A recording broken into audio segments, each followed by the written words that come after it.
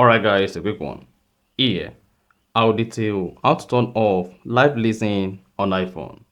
So if at the end of this you found this offer informative, please don't forget to like and then subscribe. Now, there are two ways you can use to turn off live listening on your iPhone. The first one is go to the control center, locate the hearing device which looks like ear, and then click on it.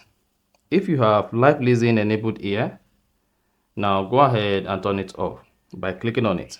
So that's one of the ways. Alternatively, you can just go to your iPhone settings.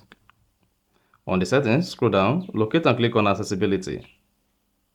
Once you click on accessibility, scroll down the accessibility page until you get to hearing device under hearing, and then click on it. Now, if you have any hearing device connected here, you want to select it and turn it off. Once you turn it off, then the live listening on your iPhone will be disabled, and then you are good. So that's exactly how to turn off live listening on iPhone. So if you found this helpful and informative, please don't forget to like and then subscribe.